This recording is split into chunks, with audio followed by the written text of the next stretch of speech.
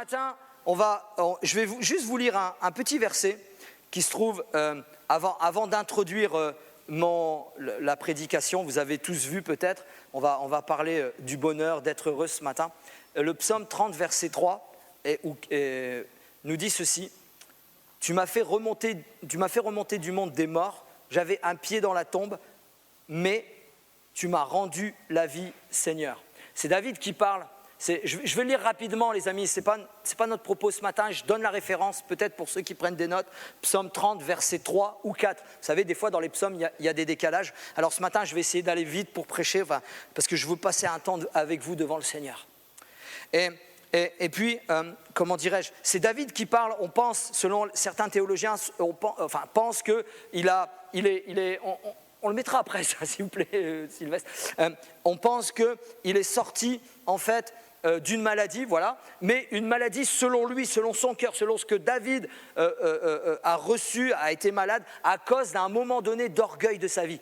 Et puis Dieu lui a envoyé comme une maladie, et puis il a crié à Dieu comme il était presque mort, et il est comme revenu à la vie. Ça préfigure certainement l'image de Christ qui est mort et qui est ressuscité, mais nous, ça nous parle à nous, ça me parle à moi, en tout cas, qui était mort spirituellement.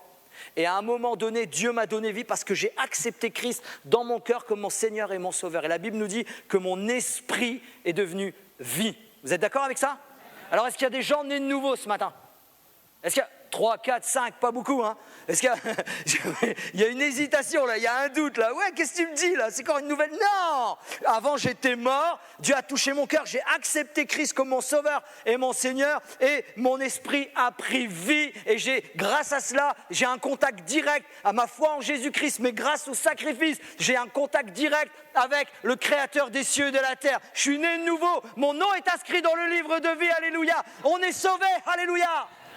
Mais peut-être que ce matin, il y a des gens qui ont la joie, et peut-être que ce matin, ici, dans ce lieu, il y a quelqu'un ou plusieurs personnes qui ne comprennent rien ou qui n'est pas d'accord. Et bien ce matin, comme je l'ai dit tout à l'heure, ouvre ton cœur.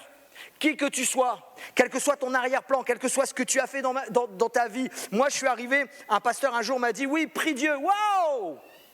Je lui dis, viens monsieur, je vais t'exposer mon curriculum vitae de la vie. Je croyais qu'il allait être déboussolé, rien ne lui a fait peur. Il m'a dit, tu rentres chez toi, tu te mets au bout de ton lit et tu parles à Dieu. Et bien ce matin, je t'invite à faire la même chose. Qui que tu sois, tu n'es pas au bout de ton lit, mais peut-être ici, ce matin, Dieu va toucher ton cœur, va t'interpeller et ta vie va changer à partir d'aujourd'hui. Alléluia.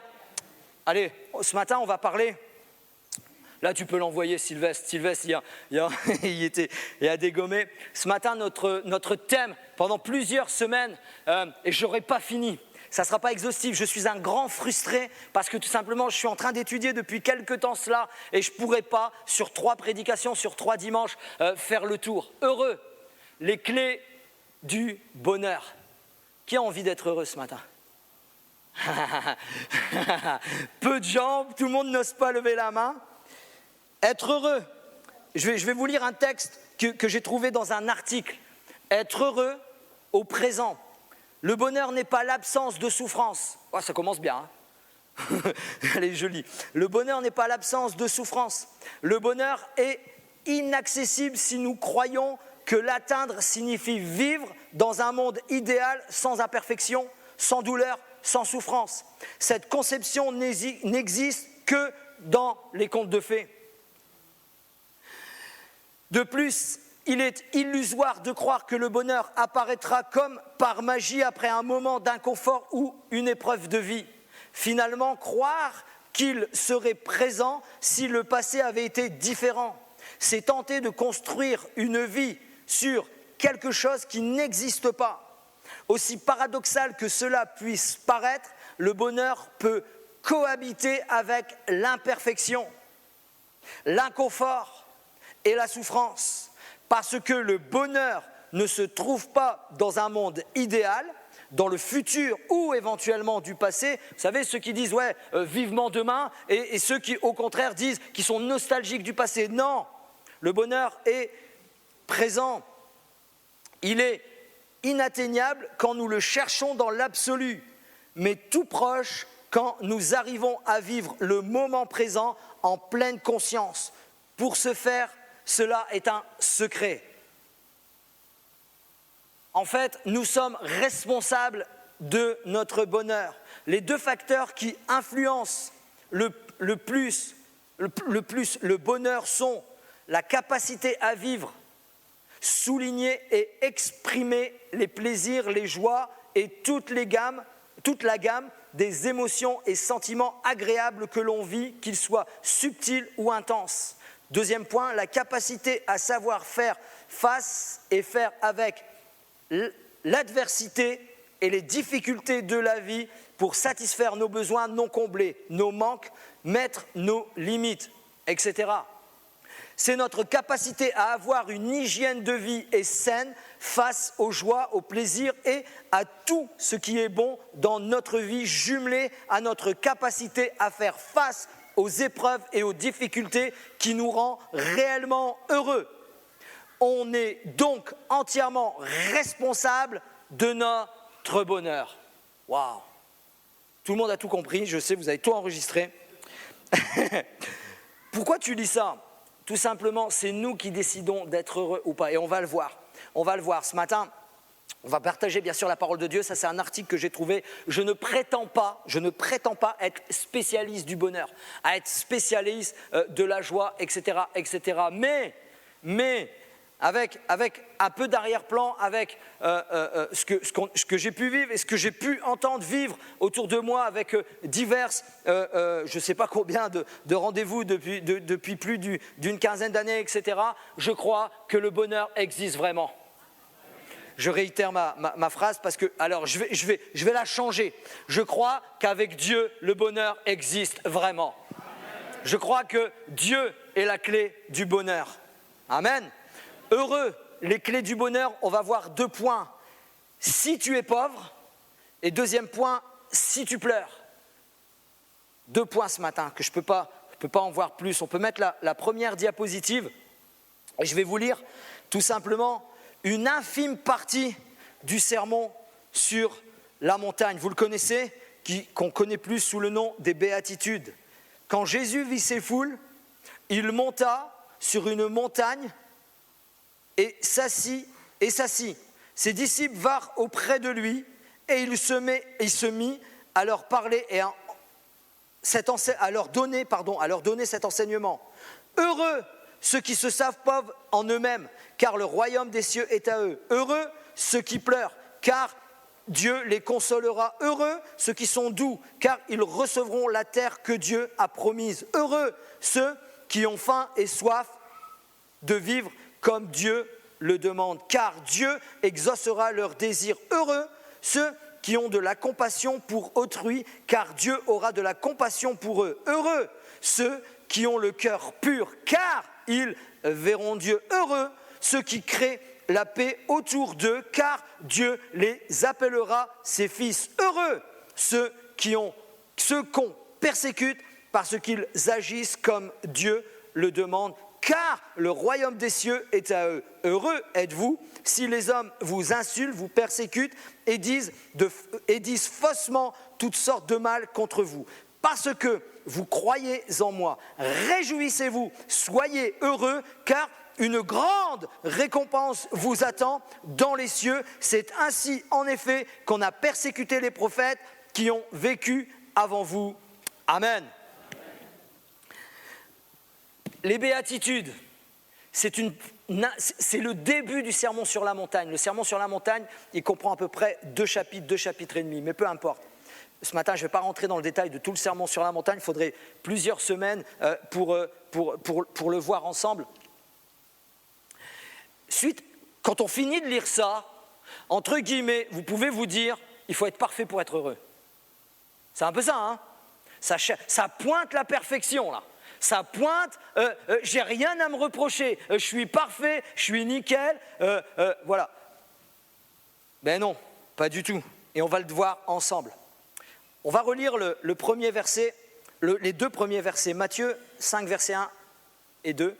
Voyant la foule, Jésus monta sur la montagne.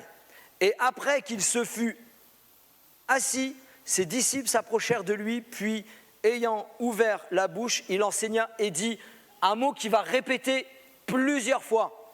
Heureux, heureux.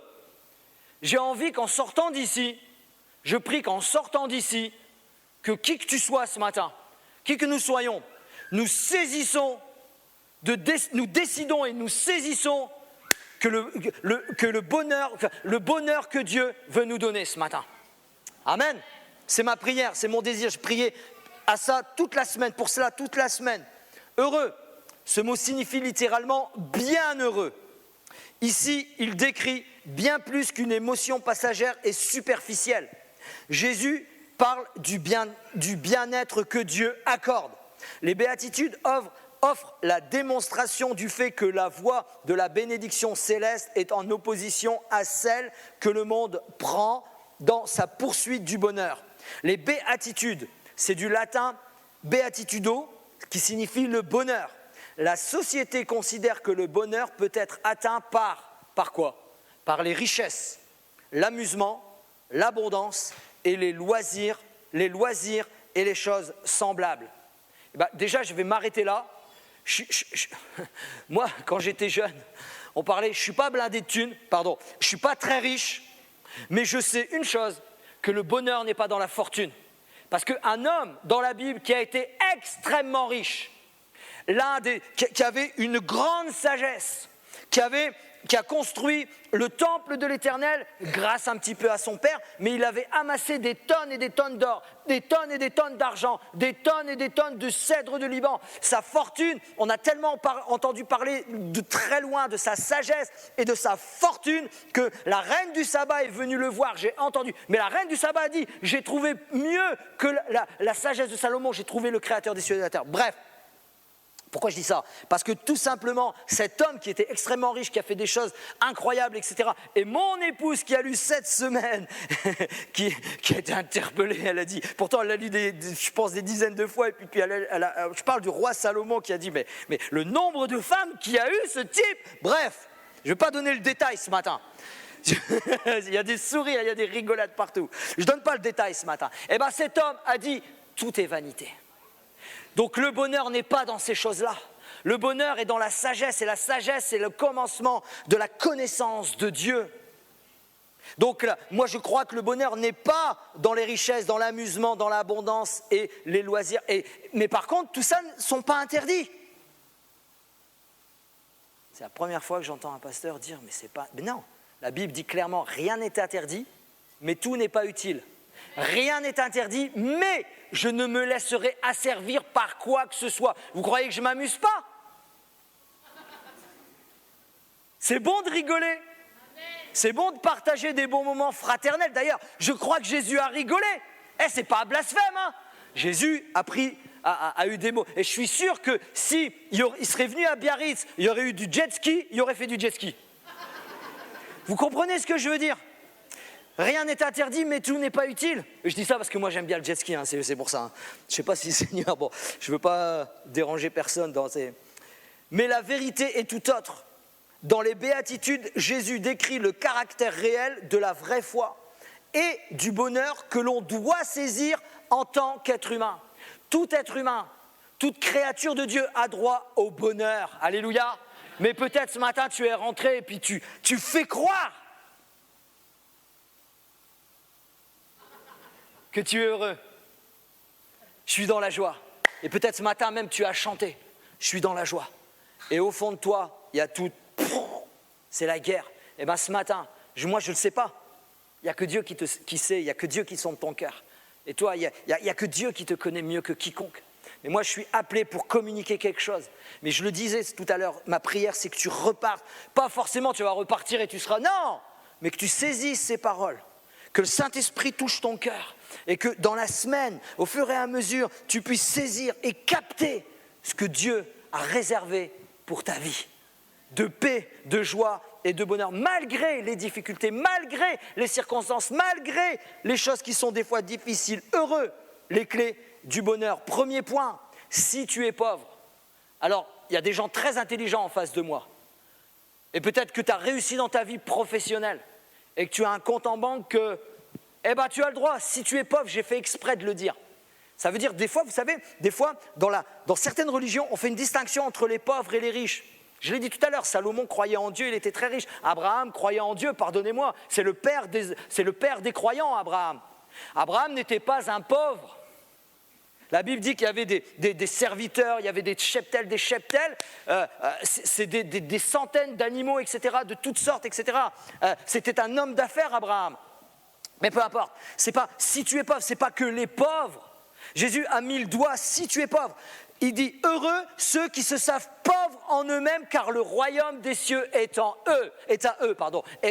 Et c'est quoi être pauvre en soi-même? La version Louis II, il dit, heureux les pauvres en esprit, car le royaume des cieux est à eux. Souvent, moi, quand j'étais petit, ouais, t'es simple d'esprit, ça y est, c'est bon, le royaume des cieux est à eux. C'est faux, c'est pas ça du tout.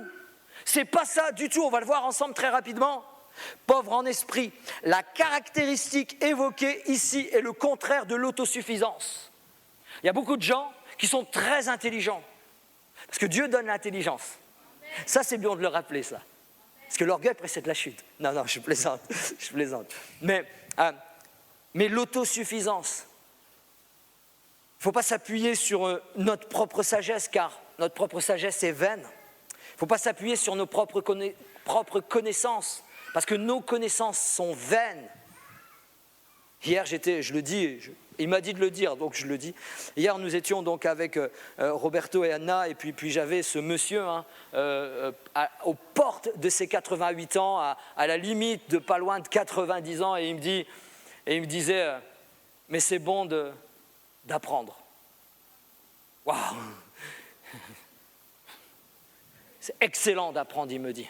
Et il me fait tout un plaidoyer, bien sûr. Attention, tu écoutes, tu ne parles pas. Et pourtant, Anna lui avait dit, tu ne parles pas, t'écoutes. Non, bref. Non, c'est pas... Apprendre. Des fois, on a 20 ans, 30 ans, 40 ans, et on croit qu'on sait tout, qu'on connaît tout. Moi, j'ai tout vu dans ma vie. Ouais, moi, je crois qu'on doit apprendre, surtout avec le Seigneur, jusqu'au dernier souffle. Alléluia, la preuve. Pauvre en esprit, c'est la caractéristique évoquée ici est le contraire de l'autosuffisance. Je me débrouille par moi-même, je sais tout, je connais tout. Il s'agit, c'est le contraire en fait, il s'agit, être pauvre en esprit, il s'agit d'une humilité profonde qui conduit à reconnaître la ruine spirituelle de l'individu en dehors de Dieu. Ça signifie que Seigneur, sans toi, je suis rien. Je peux être riche, je peux être beau, je peux être grand, tout ça c'est vrai, hein, ouais, je suis très grand, je peux être grand, je peux être meilleur basket du monde, je peux avoir un compte en banque. Non, tout ça, ça sert à rien. Mais moi, Seigneur, je veux grandir avec toi, tout ça, je suis perdu sans toi. Spirituellement, de l'individu en dehors de Dieu. Jésus parle de ceux qui possèdent une conscience aiguë de leur propre ruine et de leur état de désespoir et de perdition en dehors de la grâce divine. Sans la grâce divine, sans l'action de Dieu, sans Jésus sur la croix, sans cette intimité, cette proximité qu'on développe à chaque jour, il faut vous le dire ce matin. Moi, je me le dis, je suis rien. Tout ce que j'ai, je le dois à Dieu, mon Sauveur. Je pourrais vous exposer mon histoire. Peut-être ça vous ferait pleurer ou pas, mais c'est la réalité. Aujourd'hui, je suis à l'aube. Dans 2 ans et demi, j'aurai 50 ans. Je dis la meilleure chose qui me soit arrivée dans ma vie, c'est mes enfants, c'était extraordinaire. Mon mariage, c'était incroyable. Mais la meilleure chose qui me soit arrivée dans ma vie, c'est que Jésus a frappé à la porte de mon cœur et j'ai dit oui, Seigneur, je veux te suivre. Parce que si je n'avais pas dit oui, Seigneur, si je n'avais pas dit « Oui, Seigneur, je veux te suivre », je ne serais pas marié. Je serais peut-être mort ou en prison. En tout cas, je n'aurais pas d'enfant. Ou alors, bref, vous comprenez ce que je veux dire ? C'est la meilleure chose. Dieu est arrivé dans ma vie. Dis-lui, tourne-toi vers 1 ou 2 personnes. La meilleure chose qui t'est arrivée, c'est Jésus qui est rentré dans ton cœur. Dis-le à 1 ou 2 personnes. Et si peut-être quelqu'un n'a pas encore Jésus dans son cœur à côté de toi, dis-lui, la meilleure chose qui peut t'arriver, c'est d'accepter Jésus comme Seigneur et comme Sauveur, parce que c'est la vérité. Je pourrais faire lever des dizaines de personnes qui témoigneraient un par un. Et ils vous prouveraient. Le royaume des cieux est à eux. Alléluia.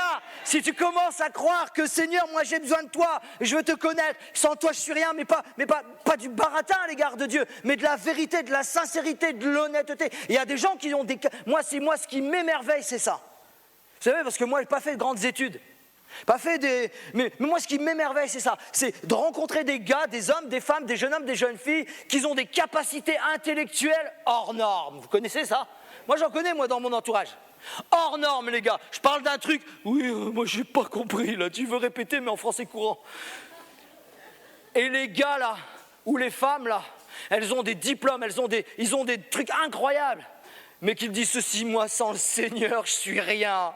Sans le Seigneur, j'aurais jamais réussi telle et telle chose. Waouh! Moi, je fais des bons comme ça de connaître des gens comme ça, parce que c'est la vérité. Sans Dieu, la vérité, on n'est rien, mais avec Dieu, on peut tout. Le royaume des cieux est à eux. Il est à remarquer que la vérité du salut par grâce est clairement sous-entendue dans ce premier verset du sermon sur la montagne. Jésus disait en substance, car le royaume est un don offert gratuitement à ceux qui ont la conscience, qui ont conscience de leur propre pauvreté spirituelle. Je vais vous dire quelque chose que je pense sincèrement dans mon cœur. Il y a une vingtaine d'années, c'est vrai que je me suis converti, et puis je suis pasteur, et puis je suis ça. Mais je vous promets, quand je suis devant Dieu, je me trouve spirituellement très pauvre. Seigneur, rajoute, s'il te plaît. Seigneur, rajoute, parce que je crois qu'il y a encore quelque chose de supérieur à vivre. Amen. Je crois que, et ça, c'est sincère dans mon cœur. Et puis Seigneur, moi, je me sens pauvre spirituellement. On a l'air plein de confiance, on a l'air, waouh, on est là. Oui, c'est vrai, parce que Dieu a fait des choses dans nos vies. Oui, c'est vrai. On a emmagasiné, pardonnez-moi peut-être de l'expression, on a emmagasiné des connaissances, peut-être même, on a développé des compétences. C'est vrai. Mais là, ce matin, je suis là et je suis honnête. Ce matin, Seigneur, si tu n'es pas là, je ne peux rien faire. Si ce matin, Dieu n'est pas avec moi, qu'est-ce que je vais me pointer devant vous de parler de la part de Dieu? Sans Dieu, c'est inconcevable. Seigneur, j'ai tremblé. Je disais à mon épouse toute cette semaine, et puis à notre ami qui fait c'est le premier, ça fait à peu près quelques années que je prêche, je ne sais plus combien d'années, une quinzaine d'années peut-être, et puis c'est la première fois où je m'attaque à un truc, j'ai peur. Déjà on a le trac d'habitude, hein. Sinon vous venez la semaine prochaine, vous venez ici, il n'y a pas de problème, et puis là c'est encore plus, parce qu'on va parler de choses qu'il faut encore plus fouiller, mais Jésus a dit, quelqu'un a dit, si tu fouilles, si tu creuses, tu vas trouver quelque chose. Amen. Si tu cherches, tu vas trouver. Mais on va continuer. Je vais vous argumenter mes propos, qu'on a besoin de réaliser qu'on est pauvre. Mais que dans la pauvreté, pas financière encore une fois, Dieu va nous donner. Souvent on cherche la puissance. Ouais, moi je veux la puissance. Vous avez jamais entendu, vous? Moi je veux la puissance. Et puis je n'ai pas la puissance et puis on est frustré. Si tu te crois pauvre, tu vas peut-être vivre la puissance. Alléluia. Il faut considérer la pauvreté. Écrit, alors pas la pauvreté en se lamentant, non. Réaliser que sans Dieu, nous ne sommes rien. Écrit, le prochain, Apocalypse, s'il te plaît, mon ami, chapitre 3, verset 7. Écrit à l'ange de l'église de Philadelphie, voici ce que dit le saint véritable, celui qui a la clé de David, celui qui ouvre et personne ne fermera, celui qui ferme et personne n'ouvrira. Je connais tes œuvres. Dieu dit, je connais tes œuvres, voici, parce que tu as peu de puissance. Et ça, j'aime ce verset. Et si tu fais un titre, une prédication, la puissance, on va avoir des milliers de personnes qui vont regarder. Mais si tu as peu de puissance, mais moi je veux pas peu de puissance, mais regardez la clé. La clé, je connais tes œuvres. Voici parce que tu as peu de puissance et que tu as gardé ma parole et que tu n'as pas renié mon nom, j'ai mis devant toi une porte que personne ne peut fermer. En fait, quand tu réalises que tu as peu de puissance, quand tu dis Seigneur, moi, souvent nous on recherche toute la puissance et puis on veut même comme faire, puis avoir des éclairs, excusez-moi de l'image, hein. C'est bizarre mais c'est comme ça. Mais quand on réalise vraiment et quand on est honnête devant Dieu, Seigneur, moi j'ai pas de puissance. Qui je suis moi? Écoutez bien ce que je vais dire. Qui je suis moi pour combattre Satan? Qui je suis moi? Il va éternuer, je vais claquer dans un mur. Mais par contre, en Jésus-Christ, ça change toute la donne. Vous comprenez ce que je veux dire? Moi, je suis un homme, je ne suis pas un être céleste. Mais en Jésus-Christ, je peux tout. Car je peux tout par celui qui me fortifie. Donc, Seigneur, moi, je ne suis pas puissant. Moi, je suis impuissant. Et l'église de Philadelphie, vous croyez qu'elle était faible? Elle reconnaissait son impuissance devant telle et telle chose, devant telle et telle affaire, devant tel et tel problème, devant telle et telle difficulté, malgré certainement qu'ils avaient les clés. Ils avaient la relation d'aide, ils avaient les échanges, ils avaient le partage, ils s'exhortaient mutuellement. Mais Seigneur, sans toi, on ne peut rien. Et pourtant, Dieu a dit à cette église, je vais t'ouvrir une porte que personne personne ne peut fermer. Rien ne pourra être contre toi parce que tu as réalisé que sans moi, tu ne peux rien faire. C'est ça qu'on doit être, mes amis. A contrario, l'église de Laodicée, on va mettre le prochain passage, l'église de Laodicée au verset 14, écrit à l'ange de l'église de Laodicée, voici que ce que dit l'Amen est le témoin fidèle et véritable, le commencement et de la création de Dieu. Et là, il redit la même chose, je connais tes œuvres, mais là, c'est à connotation, je connais tes mauvaises œuvres. Là-bas, c'était tes bonnes œuvres. Je sais que tu n'es ni froid ni bouillant, puisses-tu être froid ou bouillant, ainsi que tu es tiède, et que tu n'es ni froid ni bouillant, je te vomirai de ma bouche. Parce que tu dis, je suis riche. Vous voyez, le problème, il vient de là. Je suis riche, je me suis enrichi et je n'ai besoin de rien. Et parce que tu ne sais pas que tu es malheureux, misérable, pauvre, aveugle et nu, je te conseille d'acheter de moi de l'or éprouvé par le feu, mais pas l'or que tu vas trouver dans les banques ou trouver dans le sol, etc. Non, mon or, ma richesse, tu vas t'enrichir de ce que moi, qui est Dieu, qui est créateur des cieux et de la terre, de ce que je peux te donner. Voilà, il les met en garde.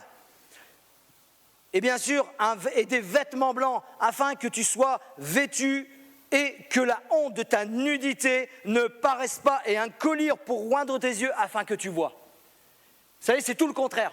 L'église de Philadelphie, elle réalisait qu'elle était pauvre, mais moi je suis convaincu qu'elle n'était pas pauvre, qu'elle vivait des choses peut-être même incroyables, extraordinaires, parce que c'est l'une voilà, enfin bref, je ne peux pas rentrer dans le détail, sinon je vais m'écarter, mais que véritablement elle a réalisé, Seigneur, moi j'ai besoin de toi. Et au contrario, l'église de Laodicée, elle dit, moi je suis riche, tu as cru, c'est ce que Jésus leur dit, tu as cru que tu étais riche, mais en fait je vais te vomir de ma bouche. Seigneur, ma prière c'est ça ce matin. Apprenons véritablement, Seigneur, sans toi, je suis rien. Le psaume 130, verset 5 nous dit ceci.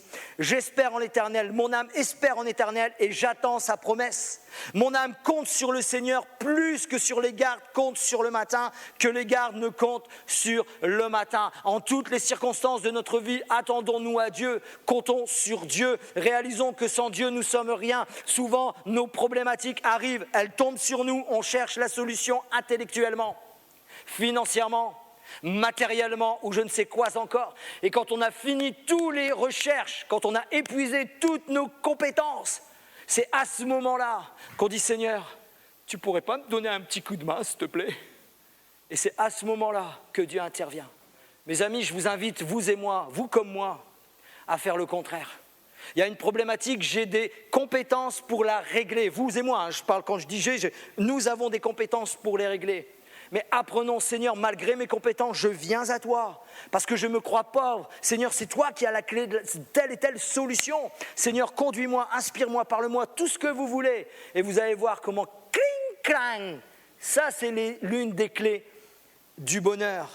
Quelqu'un a dit que toute notre vie soit sous la dépendance de Dieu. Que toute notre vie, tout entière, ça veut dire toute notre vie, ça ne veut pas dire comme corps, âme et esprit, ça veut dire toutes les sphères de nos vies, nos décisions, tout. Amen. Amen. Vous êtes avec moi encore ce matin? Amen. Vous voulez être heureux ce matin? Et dans les jours qui continuent?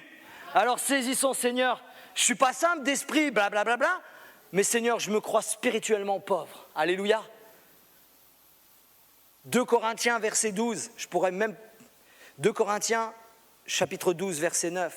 Et il m'a dit, ma grâce te suffit, car ma puissance s'accomplit dans la faiblesse. Je me glorifierai donc bien plus volontiers de mes faiblesses, afin que la puissance de Christ repose sur moi. C'est pourquoi je me plais dans les faiblesses, dans les outrages, dans les calamités, dans les persécutions, dans les détresses pour Christ, car je suis faible. C'est alors que je suis fort. D'après le descriptif, c'est un gringalet, le gars. Je parle de l'apôtre Paul. D'après le descriptif, je me glorifie dans mes faiblesses, dans les outrages. C'est un gringalet, c'est un faible. Arrête d'être comme ça. Si je regarde, si je lis là, arrête d'être, si je ne le connais pas, arrête d'être comme ça. Bouge-toi un petit peu là. Vous comprenez? Vous êtes d'accord avec moi?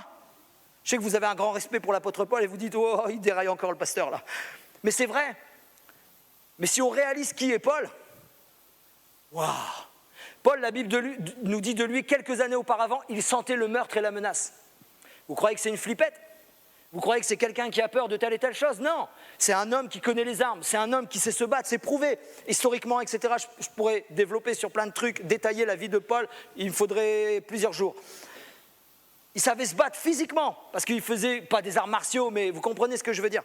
Il était armé d'une épée, mais bien plus, il parlait plusieurs langues. Il était très instruit, très intelligent, on parle de lui, incroyable. Il se convertit, et son cœur est touché, transformé. Mais plus il avance dans la vie, plus il sert le Seigneur, plus il marche avec Jésus, et plus il se sent diminué et tout petit devant son roi des rois, devant le Seigneur des seigneurs. À un moment de sa vie, il dit « Je suis le pire des apôtres, parce que j'ai persécuté l'Église, etc. » Et presque à la fin de ses derniers jours, il dit « Je suis le pire des enfants de Dieu, je suis le pire des chrétiens, etc. » Il ne le dit pas comme ça, mais il le dit littéralement. Voilà, parce que j'ai persécuté.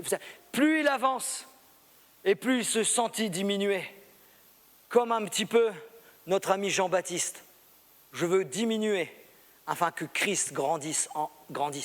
Je veux diminuer afin que Christ croisse. Eh bien, ça doit être notre pensée, mes amis. Ça doit être notre... Et c'est là que Paul, il peut dire, Paul n'est pas faible. Paul, il a été persécuté, mais la vérité que Paul, il pouvait se défendre à toute chose. Ouais, Paul, t'es un mauvais gars, tout, oui, amen. Paul, il pouvait y aller, il pouvait, je vous l'ai dit, se défendre physiquement, se défendre avec une épée, se défendre avec les moyens financiers. Il aurait pu rentrer à la maison à Tars.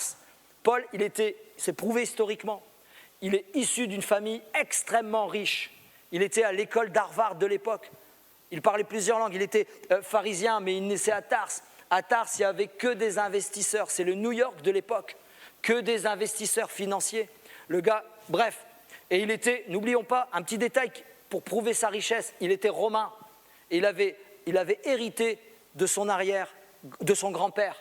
Et pourtant, le capitaine romain lui dit, ça m'a coûté extrêmement cher. Donc sa fortune, elle est de père en fils depuis plusieurs générations. Et pourtant, il dit ceci, c'est quand je suis faible que je suis fort. En fait, ça sous-entend, il faut lire entre les lignes, quand je m'humilie devant mon Dieu. Oh, un mot qu'il ne faut pas dire. M'humilier. Moi, je vais m'humilier. Mais ça ne va pas, non? Moi, Eh oui, mes amis, la puissance est dans l'humilité. On veut la puissance, humilions-nous. Vous savez, quand j'étais jeune, j'étais beaucoup dans les églises traditionnelles et tout. Et la première fois que je suis allé dans une église traditionnelle, moi, je m'assois sur l'ancien banc, là. Et puis, vous savez, il y a des trucs en face, et moi, je mets mes pieds. Vous êtes d'accord avec moi? Et plus tard, on m'a dit, hey, Olivier, c'est pas pour mettre ses pieds, hein? Vous savez, c'est pour mettre quoi? Les genoux. Il faut se mettre à genoux. Bon, là, c'est facile de m'humilier devant vous, hein. La vérité, c'est très facile. Mais est-ce que je m'humilie quand je suis dans le lieu secret avec mon Dieu? Est-ce que j'abandonne mes péchés? Est-ce que j'abandonne ce que je suis moi? Seigneur, sans toi, je suis rien. Mais c'est quand je suis rien que la puissance de Dieu se manifeste en moi. Et là, je peux tout par celui qui me fortifie. Et la victoire est pour moi, elle est pour vous, mon frère, ma sœur. Alléluia! Alors, je ne vais pas chanter ce matin. Ma femme, elle dit, vaut mieux. Mais il y a un chant merveilleux que j'ai trouvé, et vous connaissez tous, qui dit « Ma vie est en toi seul, ma force est en toi seul, j'ai mis mon espoir en toi seul, Seigneur. » Et il répète souvent ça. Vous connaissez ce chant? Non, il y en a 3 qui connaissent. Ok, je pensais faire un truc et tout. Non. Alors, ma vie est en toi seul, ma force est en toi seul, j'ai mis mon espoir en toi seul, Seigneur. Ma vie, elle est en toi, mais ma force aussi, elle est en toi. Rien d'autre, sans toi, je peux rien faire. Si tu pleures maintenant, c'est mon plus gros point, il me reste un quart d'heure. J'ai 8 secondes pour vous dire, waouh, un quart d'heure. Si tu pleures, et peut-être quelqu'un ce matin est venu et il ne pleure pas, mais son cœur pleure, son cœur saigne, son cœur est triste au fond de lui-même. Et si tu pleures ce matin, si tu pleures, heureux ceux qui pleurent, car Dieu les consolera. Louis II, heureux les affligés, car ils seront consolés. Les afflictions, selon beaucoup de commentateurs, des commentateurs bibliques, les afflictions proviennent de 2 choses. Mais moi qui suis un très grand théologien, hein, vous rigolez, hein, moi j'en ai rajouté une troisième. On les voit ensemble? On les voit ensemble? Ou alors il fait trop chaud et puis on rentre chez nous? Qui veut être heureux ce matin? Non, je demande l'approbation de l'auditoire, c'est important. Elle provient donc premièrement de la tristesse, donc dans ce verset, ceux qui pleurent, heureux ceux qui pleurent, car Dieu les consolera. Selon, donc, premièrement, premier point, de la tristesse qu'engendre notre péché. C'est important. Mais souvent, on ne veut plus parler du péché. Péché, ça veut dire rater la cible. Et puis quelqu'un pourrait dire, mais de quel siècle que tu viens de parler de péché? Moi, je suis sans péché, on va le voir ensemble. L'enseignement de Jésus est à l'opposé de celle de notre société. La société dit, ne pleurez pas, fuyez la tristesse, recherchez le bonheur, ce qu'on a lu tout à l'heure. Mais Jésus affirme, pour être véritablement heureux, il faut d'abord pleurer. Pour être, c'est beau ça quand même, je vais le répéter, je vais me bénir moi-même, je vais m'améniser moi-même, quelqu'un disait. Pour être véritablement heureux, il faut d'abord pleurer. Que veut donc dire Jésus quand il affirme que nous devons pleurer? Son enseignement est que nous devons pleurer sur nos péchés d'abord.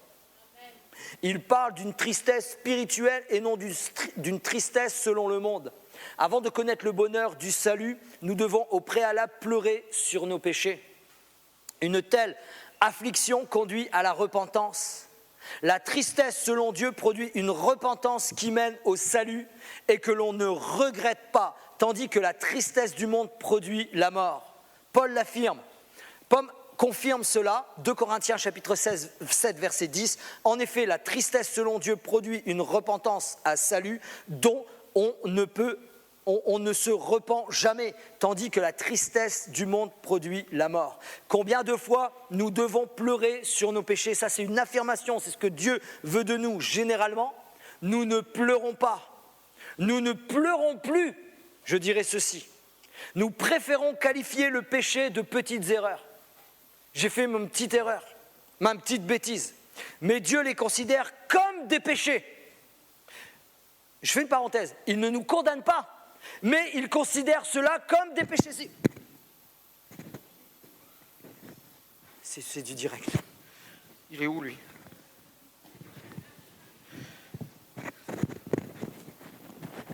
C'est bon, Suren, c'est bon.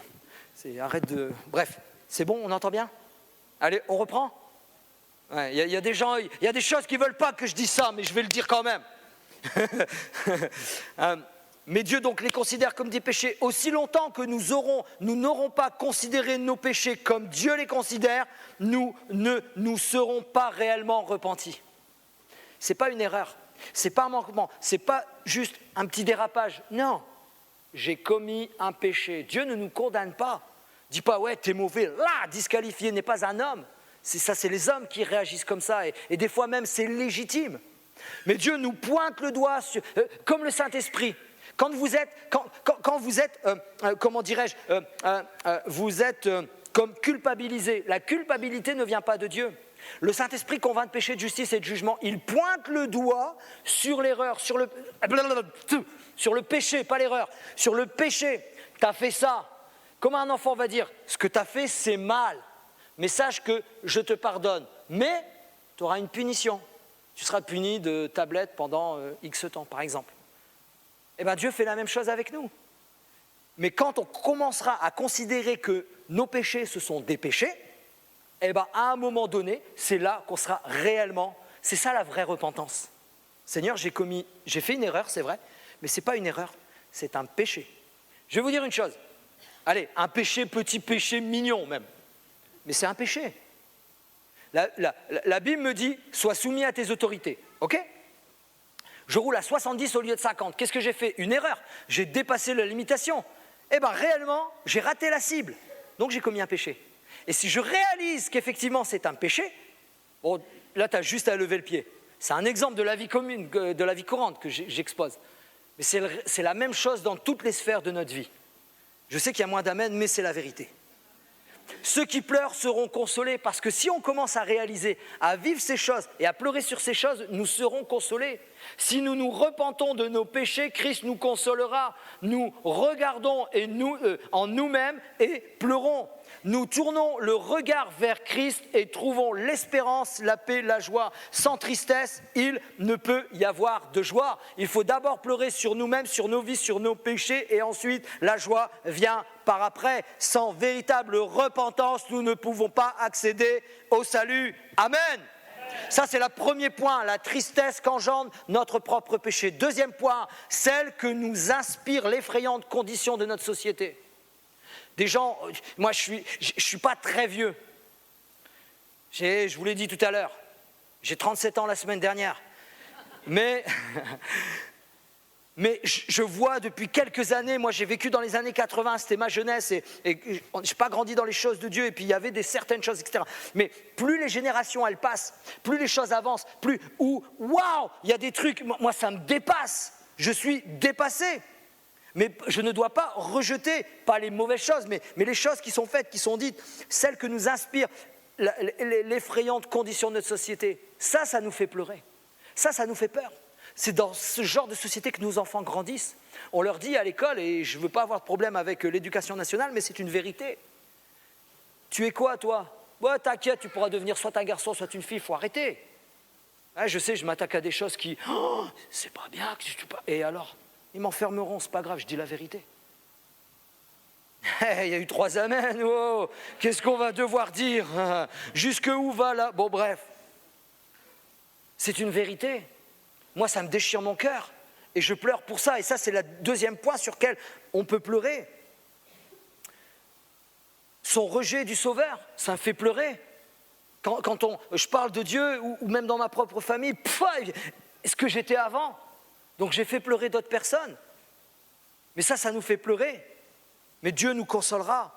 Et bien sûr, la malédiction qui pèse sur ceux qui refusent sa grâce, on le sait où elle est destinée.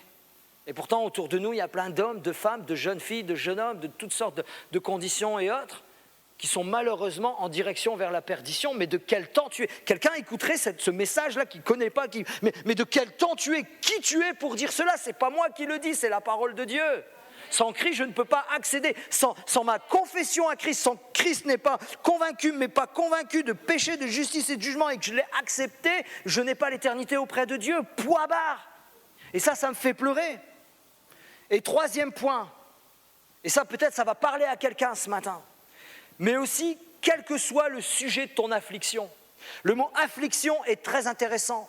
Une quinzaine de mots grecs sont traduits par affligé ou affliction dans nos Bibles. Ces différents termes contiennent les notions de souffrance, peine, détresse, tristesse, calamité, tribulation. Plusieurs d'entre eux sont construits à partir du mot, du radical, c'est du grec, kakos, qui signifie mal. Je ne vais pas vous dire tous les noms grecs parce que ça va vous parler, mais ça signifie maltraité, tourmenté, mauvais traitement, souffrir du mal, infligé et de la souffrance en général.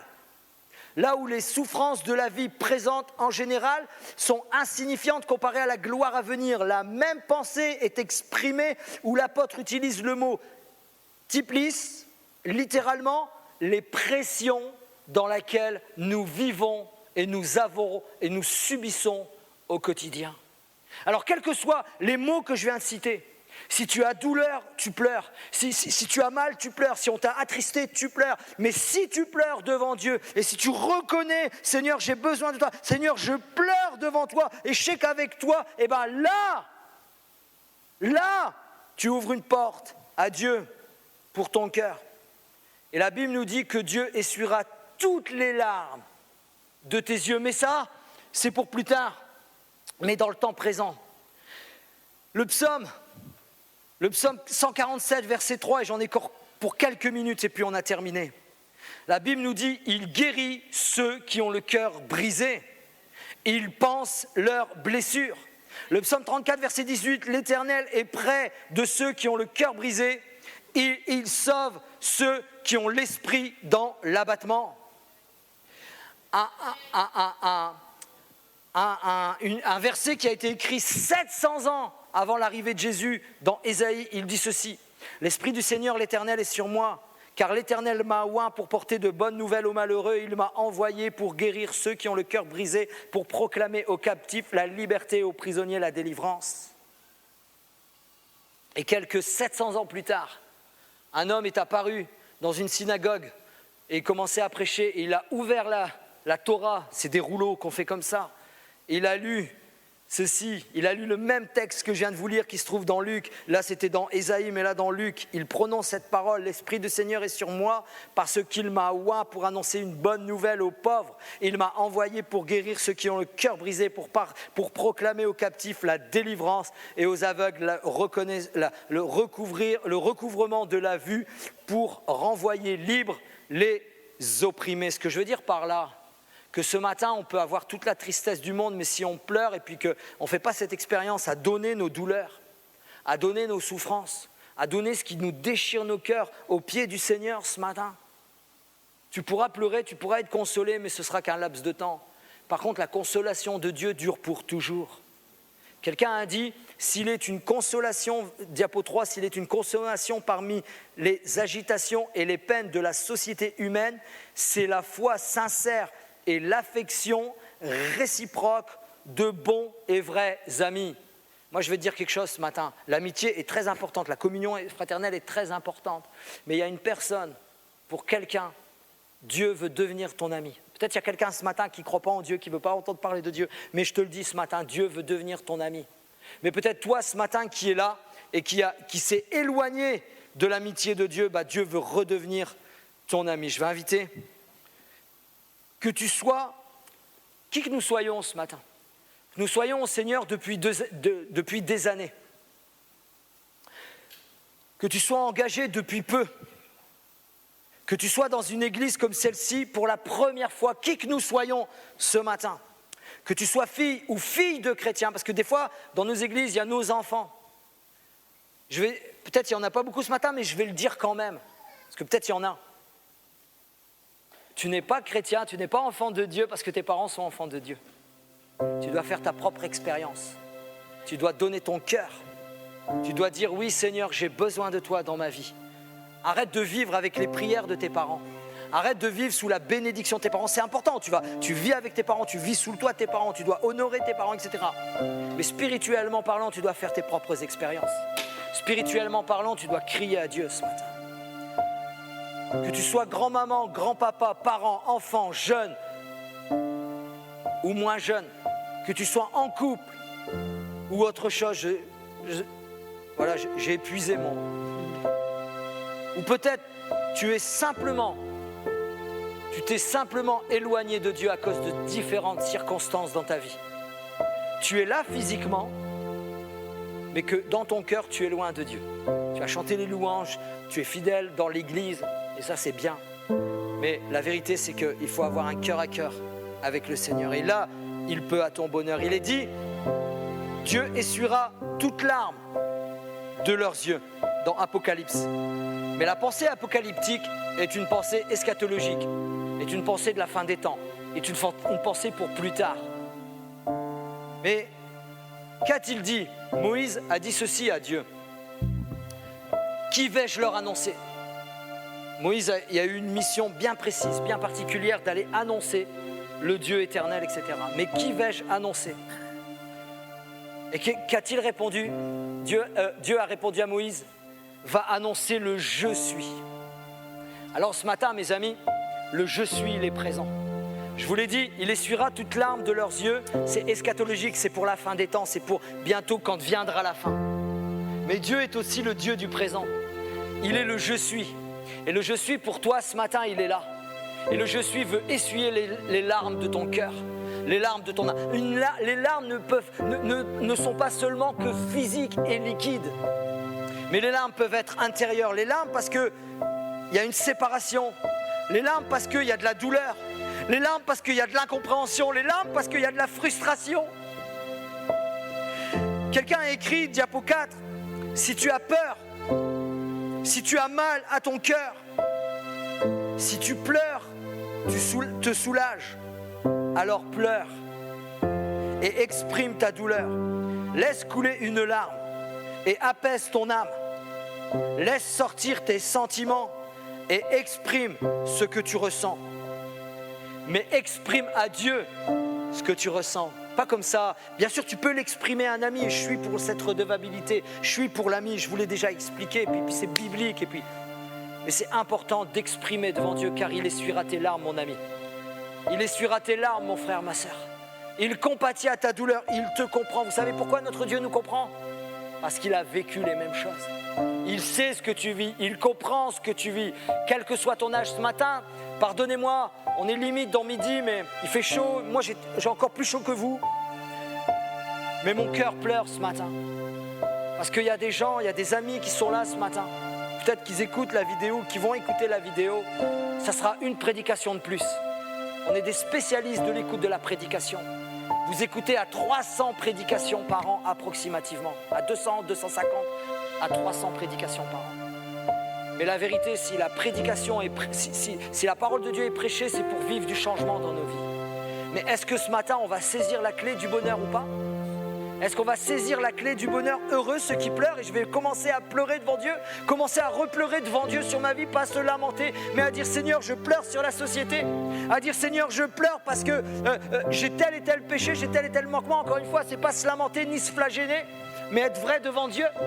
Mais aussi tu pleures, tu peux pleurer parce qu'il y a la douleur, parce qu'il y a la compréhension, parce qu'il y a la frustration, parce qu'il y a l'éloignement. Seigneur, je pleure et tu as le droit de pleurer. Et même, je parle aux gars ce matin. Moi, j'ai grandi dans un quartier, si tu ne te montres pas que tu es fort là, tu es mangé. Et moi, je suis comme ça, j'ai grandi comme ça, j'ai vécu comme ça pendant 28 ans, où il fallait lever le poing, où il fallait se défendre. Mais aujourd'hui, j'ai appris et je commence à comprendre dans ma vie, Seigneur, je suis faible. Seigneur, j'ai besoin de toi. Vous savez, les hommes, c'est comme ça, c'est orgueilleux. Moi, je vais vous raconter l'histoire d'un gars qui faisait presque 2 mètres. Et comme ça, Dieu l'a appelé. Il est parti, il a servi Dieu, mais il est reparti en arrière. Un homme, un gaillard, un homme qui dans un certain jargon, on pourrait dire, il a déjà pris un gun. Et puis, vous comprenez ce que je veux dire? Un policier, c'est un policier, hein, c'est pas... Cet homme, un grand gaillard et tout. Et puis Dieu dit, dans son cœur, mets-toi à genoux, parle-moi. Le gars, non. C'est entre lui et Dieu, hein, il n'y avait personne. Non. Mets-toi à genoux, je vais te parler. Non. Ça a duré plusieurs fois. Non. Mets-toi, non. Vous savez ce qui s'est passé? En 2 secondes, il ne sait pas comment, il ne sait pas par qui. J'ai la réponse, mais il s'est retrouvé plaqué au sol, pas à genoux, plaqué là, clac. Et là, le gars, il a commencé à comprendre. Il a commencé à réaliser, oh Seigneur, tu es vraiment vivant. Il a commencé à pleurer sur sa misère, a commencé à déposer son péché, a commencé à déposer son orgueil. Pourtant, c'était un enfant de Dieu, hein. C'est quelqu'un qui connaît Dieu, c'est quelqu'un qui marche avec Dieu, c'est quelqu'un qui a prêché Dieu. Prêché au nom du Dieu. Commencer à être plaqué, commencer à pleurer, commencer à dire Seigneur, pardonne-moi. Et c'est devenu un ministère international. Alors, je ne dis pas qu'il y a des ministères ce matin internationaux, mais que Dieu bénisse, que Dieu nous conduise. Car mes amis, il faut à un moment donné accepter que même si on a une compétence, une connaissance, des capacités, on doit être devant Dieu. Alléluia, est-ce qu'on peut se mettre debout? Mon épouse va nous conduire dans un champ, on est limite dans l'heure.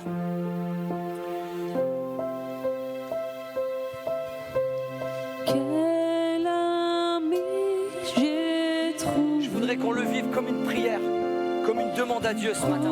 Protecteur qu'un frère. Ça peut être ton ami ce matin. Senti sa présence plus intime que l'amour.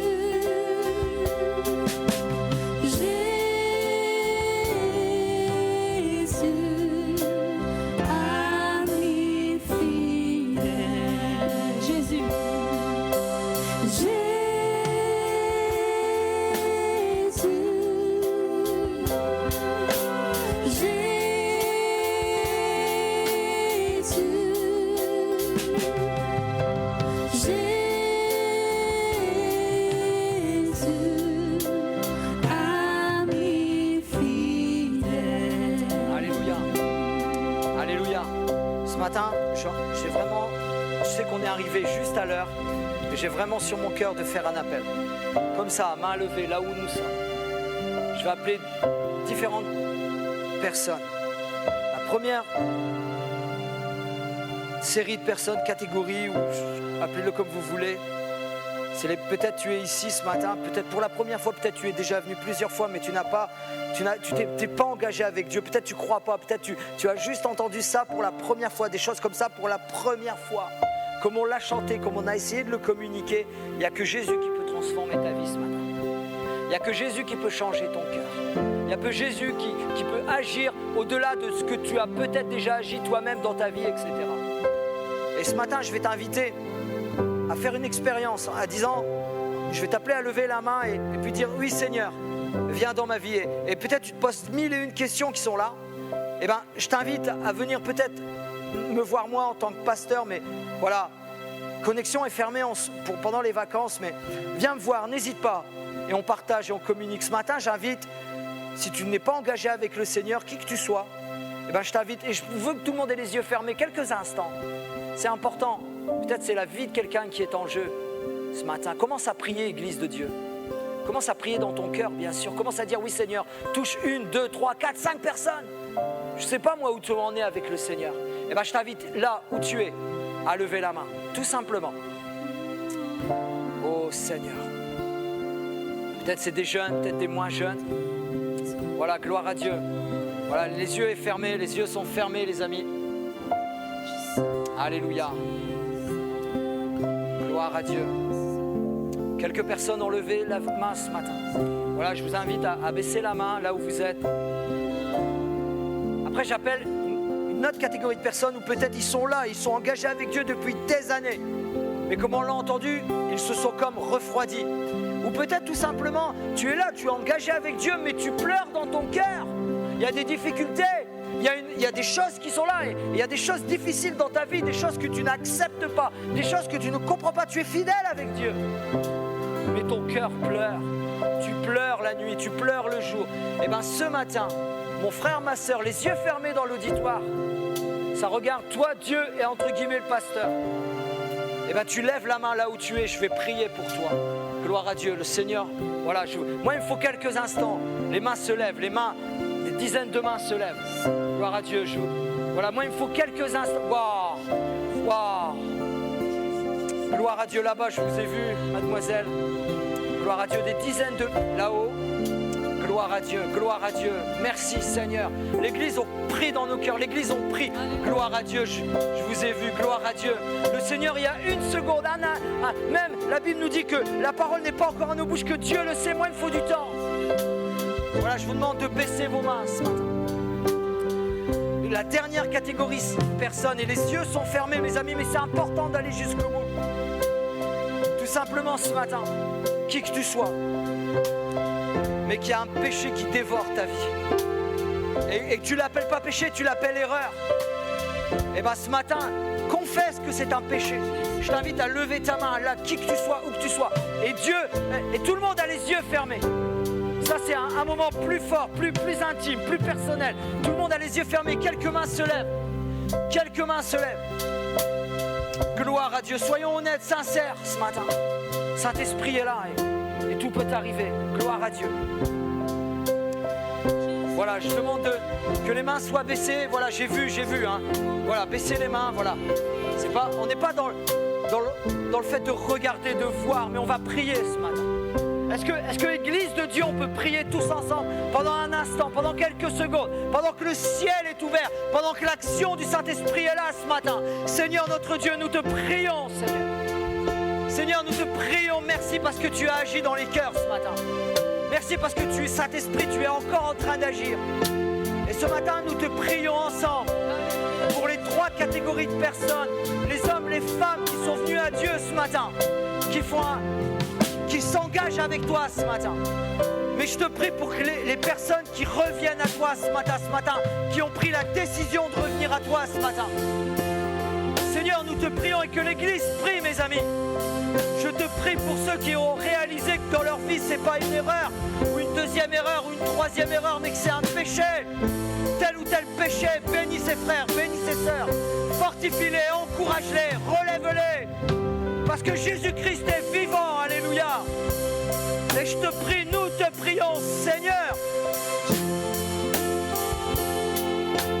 pour les personnes qui pleurent. Nous te prions pour ceux qui pleurent dans leur cœur. Seigneur, qu'ils pleurent devant toi, car leur cœur sera consolé. Mon frère, ma sœur, Dieu reçoit la consolation de Dieu ce matin.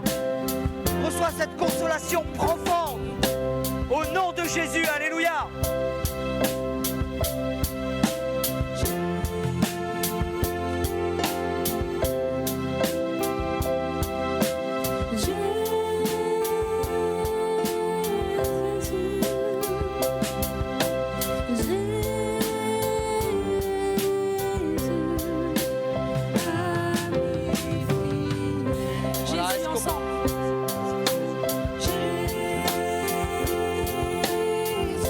Proclamons le nom de Jésus ce matin. Jésus, Jésus, Jésus.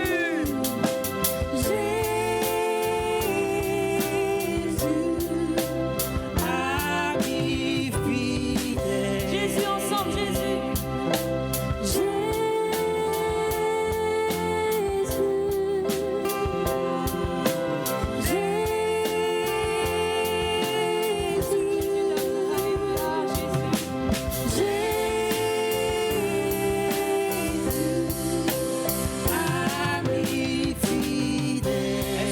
Est-ce qu'on peut prendre quelques secondes pour ensemble, d'un même cœur, d'un même désir, de le louer, de l'adorer et d'être reconnaissant à son égard avec nos mots, mes amis. Avec nos mots, loue le Seigneur, mon frère, ma soeur.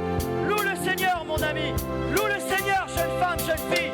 Loue le Seigneur, grand-maman, grand-papa. Loue le Seigneur, fils du roi des rois, fille du roi des rois. Loue le Seigneur, alléluia. Louons le Seigneur ce matin. Que tout l'auditoire loue le Seigneur, alléluia. Alléluia. Alléluia. Alléluia. Alléluia. Alléluia. Alléluia. Alléluia.